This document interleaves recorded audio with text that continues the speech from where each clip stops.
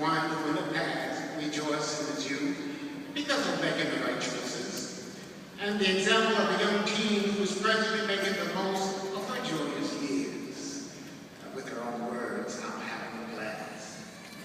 We'd like to start first of all with Brother Jimmy Baker, elder and father serving the Barnes Road congregation in Maryland. Now, Brother Baker, thinking back, can you recall the way that you rejoiced in your youth? Absolutely, Brother Chavis. I was just like most kids sitting here in the auditorium today.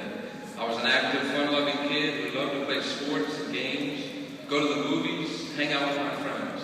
But I was especially fortunate in that I had loving mentors in my congregation, loving older brothers who made sure I stayed busy in good, clean, wholesome fun by arranging basketball and football and softball games for us regularly. But it was only if we kept up our spiritual routine that we could participate in these activities. Really? What do you mean by that? Well, I'll give you an example. Most of the field service groups in the congregation I grew up in met at the same convenience store on the weekends for field service break because it was located right in the middle of most of our territory. Now, if you weren't at this convenience store for field service break, there was a good chance you weren't at field service that weekend. And remember, this was 20 to 25 years ago, so we didn't have cell phones and text messaging and social media available to us. At the convenience store field service break is where we made arrangements for after-service activities for the weekend.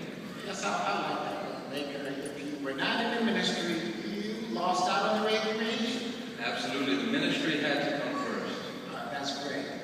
But tell us, how have you benefited today as a result of having made the right choices while young? Well, Brother Chavis, I can truly say that I am the happy spiritual man I am today as a direct result of having made wise choices as a youth. Especially when I reflect on some of the poor choices that some of the peers from my youth made and some of the sad consequences that they've had to deal with as a result. And one of my very best choices, Brother Chavis, was marrying my beautiful spiritual wife, Keisha. And now we have two exceptional little girls who are progressing wonderfully in the truth. And this just brings my heart more joy than I could have ever imagined. And along with serving as an elder, as you mentioned, in the congregation, I also have the privilege of serving as the assistant to the roofing department for the regional building committee in our area. And that privilege has taken me all over the world in helping my brothers and sisters build new kingdom halls, along with remodeling old ones, and also helping out with disaster relief work where necessary.